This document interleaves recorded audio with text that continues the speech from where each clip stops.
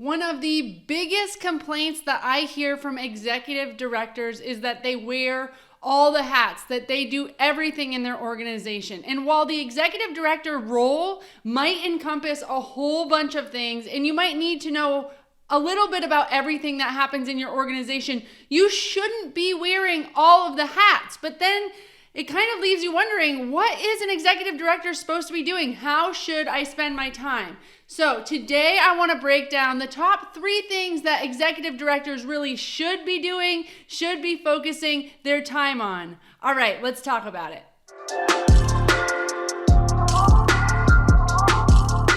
Welcome to episode 12 of the Harvesting Results Show, where I help you serve others by giving you tools, resources, advice so that you can nurture those roots to harvest the fruits of all of your hard work and dedication to your unique cause.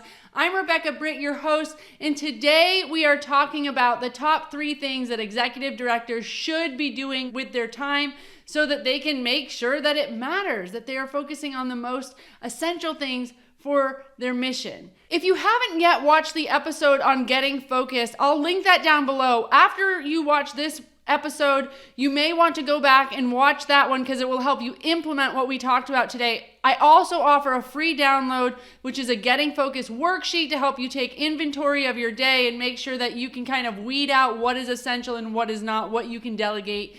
And that is at catullo.com/focus. So you can go grab that right now, and I'll also link that other video that kind of walks you through that worksheet. But today, let's talk about the top 3 things executive directors need to be focused on. So, number 1, the executive director is the visionary. Hopefully, every nonprofit has a visionary and an actionary. Rarely do you have visionary and actionary all in one. A lot of times there is a visionary that really sees what you can do. They might look at a building and go, you know what, that could be several beds for the homeless population. And they just are like constantly in this blue sky thinking and really can see the change that they want in the world. But you need an actionary, right? You need somebody that says like, okay, what are the logistics on that? Like, how do we actually put that into action and make sure that you're taking all the right steps to fulfill that vision of the visionary? So a visionary is very, very important. And as the executive director, you need to be a visionary because you need to hold that framework for the rest of your organization, for your board, for your staff, for your volunteers.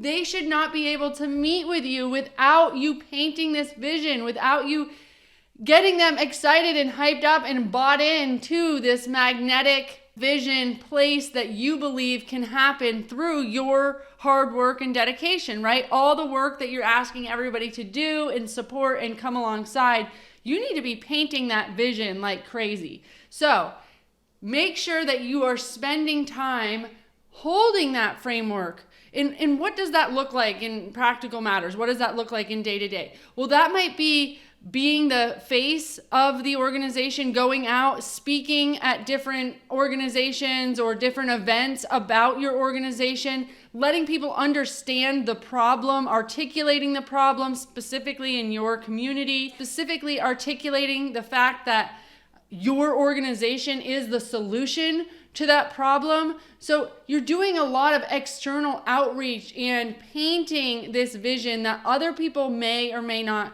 know. And you're also letting them know that you are uniquely positioned to be able to fulfill that mission. So if you look at your calendar and you're not doing things that are outreach, that are making connections, that are networking, that are leading staff meetings, that are creating videos and content about your unique cause, then that's something that you want to work in. Like, how are you getting the message out, and how are you making it clear that you understand the issue and that you really believe that change can happen? Because if you don't do this, if you don't go out there and make the case, if you don't go out there and show your passion, how can you expect anybody else to join the cause? How can you expect anybody else to understand that there's a problem and that they need you, that they need to invest in you or come alongside you? So make sure that you're out there actually making those connections, making those strategic partnerships, hosting events, speaking at webinars, speaking at events, whatever you need to do to hold the framework of the organization and make sure all volunteers and all staff are on board. And trust me, if you're like, oh, well, we do this one training and I'm, do that training with new volunteers or new staff, and so they get it. Trust me, staff and volunteers need to hear from you all the time. You should, in front of them, live, breathe, sleep this organization, this mission, this cause, and why you are uniquely positioned to be the solution.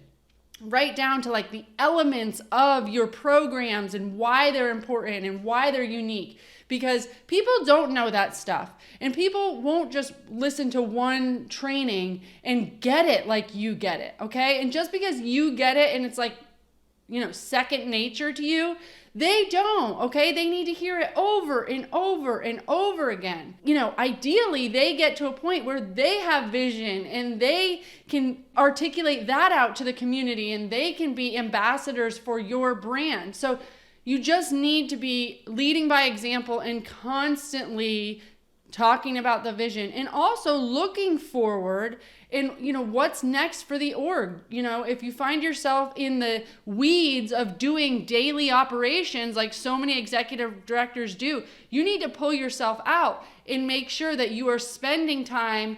Is your vision still relevant today? Is there a bigger vision you could go for? What is that vision? How is it evolving over time? So that gets me into the second thing that executive directors need to do, and that's strategy. Okay, so you need to be spending a good amount of time setting strategic plans and working on strategic partnerships or strategic activities that are going to help you accomplish that vision that we just talked about, accomplishing that mission. So if you are doing operational things all day long and you are just handling a client that comes in the door and then the bathrooms need attending and then the Wi-Fi went out and all of those things are what you're doing and you have no time to catch up and actually work on strategic planning, you might not even have a strategic plan. You're not thinking about like, how do we get more clients? How do we get more donors? How do we make more partnerships? How do we get bigger? How do we get more properties? Like whatever you need to achieve your mission, you need to pause and create time for developing the strategy to get to those things. And I've done an episode on strategic planning, but that looks like, what are your goals? So setting out very measurable targets, KPIs, like I want 25 kids enrolled in the program next year, or we want to have 54 beds open to homeless people in our community. Okay, once you have those numbers, what are the key activities that you need to focus your time on to be able to achieve those? Okay, well, we need to network with the housing authority. Okay, well, we need to run a promotion campaign. We need to get better with our social media. So there's key activities that go along with the things that you're trying to accomplish. If you do these things, you will hit your targets. And you need to pause and make sure that you're taking time to develop what are you trying to achieve? Is it a good target and measurable so that you can go back and see if you actually achieved it? What are the key activities to get you there so that you don't just have these goals, but you have no clue how you're going to get there? And it takes time to actually work on strategy and get those things written.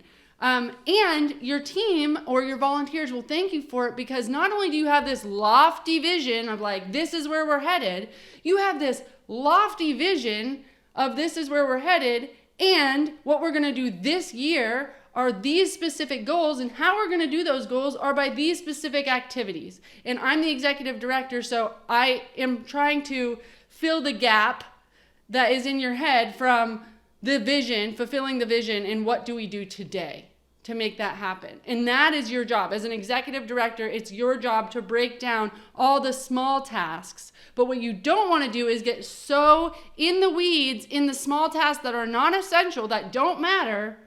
So at the end of the day, you've spent more of your time on things that are not going to get you more kids. They might be fun, but they're not going to get you more kids enrolled in the program, or they're not going to get you to open up that new building down the road. You want to work on strategy, creating that strategy, setting KPIs. What are your key activities? So we have that you're going to be the visionary and you're going to do strategic planning and spend time in strategic meetings. The third thing that executive directors need to be doing is managing resources and operations. And when I say operations, ideally this is not that you are actually doing all of the things that you could delegate, like getting volunteers to do them and getting staff to do them. But you need to focus on operationalizing all of the key activities that you just set. So you can't say we're going to do these activities, make key partnerships with people in the community. We're going to raise this amount of dollars. We're going to get several major donors. Okay, well, if you're going to do that, that's broken down to how many times are you going to reach out? How many conversations are you going to have with these partners? And if you're not keeping track of who's doing what and when, and if they're staying on track, then you're not going to hit your targets either. So you need to focus on managing the resources you have. All right, so there's all these key activities, and I spend a lot of my time answering the phones. Could I get somebody else to do that? That's going to be delegated so that I don't need to be doing that, because I really need to stay in the role of talking to somebody after we've decided that they are somebody that's going to be a strategic partner. Meaning somebody could answer the phone and kind of field those phone calls before they get to the executive director. If you find yourself like, I had a nonprofit that was matching up horses and foster and adopted kids, and I was the person mucking the stalls. Like, I woke up every morning, fed all the horses, mucked the stalls, got the horses out.